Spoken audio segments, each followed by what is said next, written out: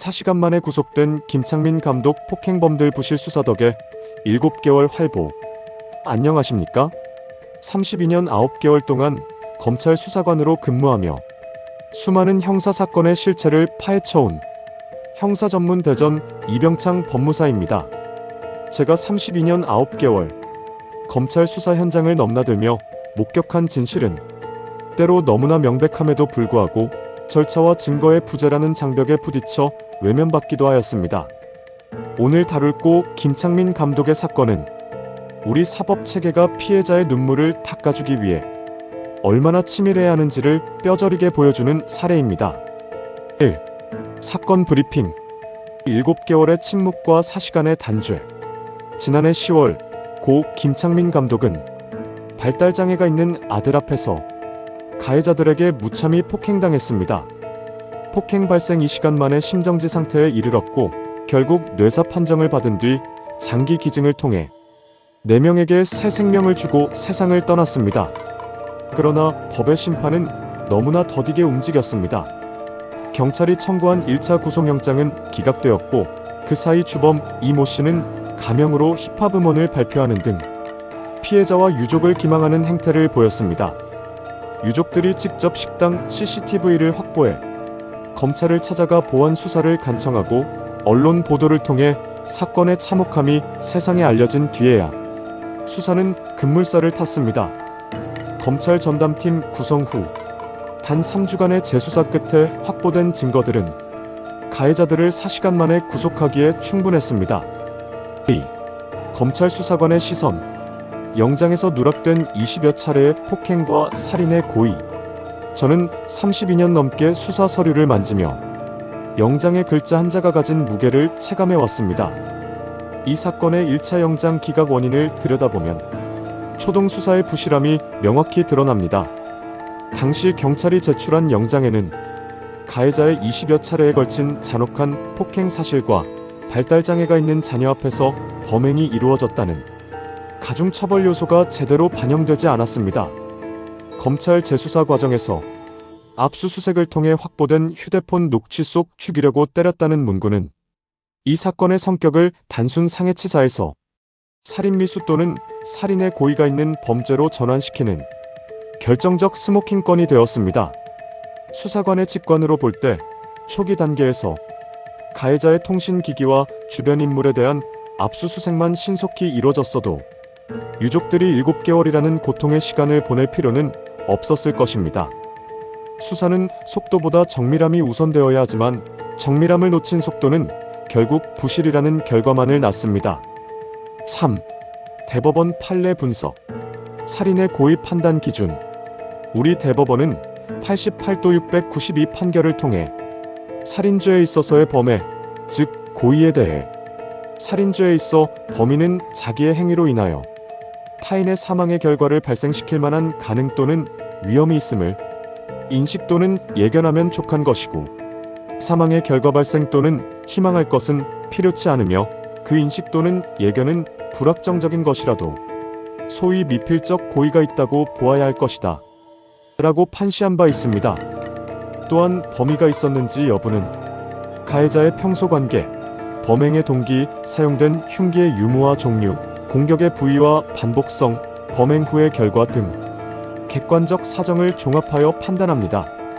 김창민 감독 사건의 경우 무방비 상태의 피해자에게 가해진 반복적인 가격행위와 확보된 녹취록은 미필적 고의를 넘어선 확정적 고의를 입증할 수 있는 핵심 지표가 됩니다. 법원은 범행 직후 음원 발표 등과 같은 가해자의 정황을 통해 범죄의 중대성과 반성 없는 태도를 구속 사유의 핵심인 재범의 위험성 및 증거인멸의 우려로 판단한 것입니다. 4. 실무 통찰. 증거를 외면하는 수사기관을 깨우는 법. 검찰 수사관 시절뿐 아니라 현재까지도 제가 마주하는 많은 피해자는 수사기관이 모든 것을 알아서 해줄 것이라 믿습니다.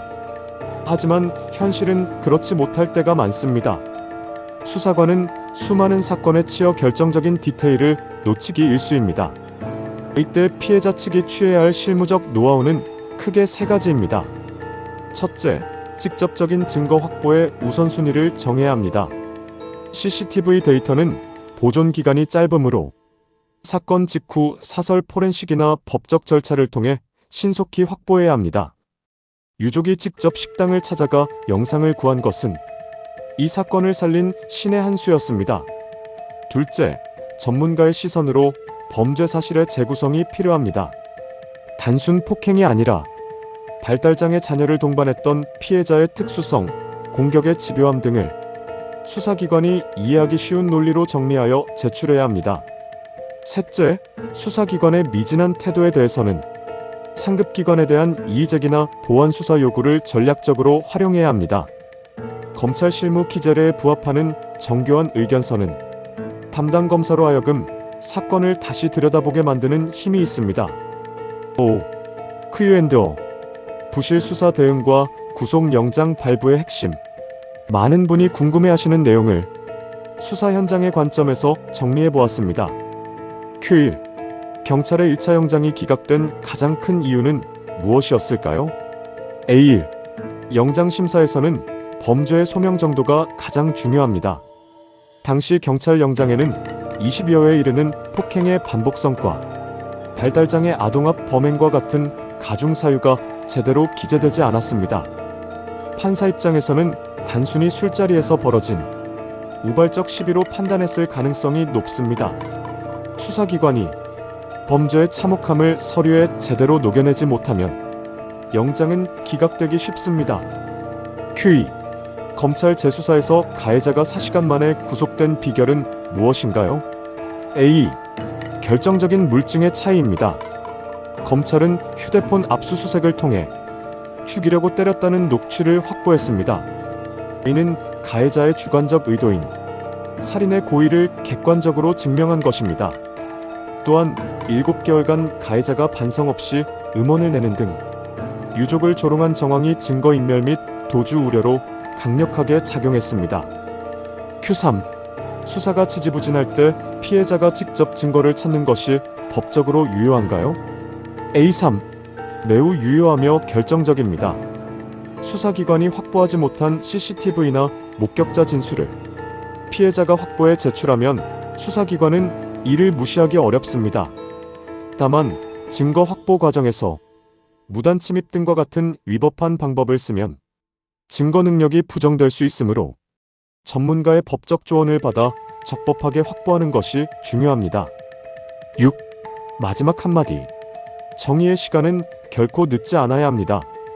독일, 호주, 프랑스, 일본 등 해외에 계신 재외국민 여러분께서도 고국의 안타까운 소식을 접하며 사법 정의에 대한 불안감을 느끼실 때가 많으리라 생각합니다. 저는 타국에서 법적 보호의 사각지대에 놓인 분들을 조력하며 진실은 언젠가 밝혀진다는 확신을 얻었습니다. 김창민 감독의 유족들이 견뎌온 7개월은 단순한 기다림이 아니라 거대한 부조리와의 싸움이었습니다. 비록 늦었지만 이제라도 가해자들이 법의 심판대에 선 것은 다행스러운 일입니다. 억울한 일을 당해 잠 못 이루는 분들이 계신다면 32년 9개월의 수사 경험을 담아 여러분의 곁에서 끝까지 진실의 등불을 밝히는 조력자가 되겠습니다. 당신의 고통은 결코 혼자만의 것이 아닙니다.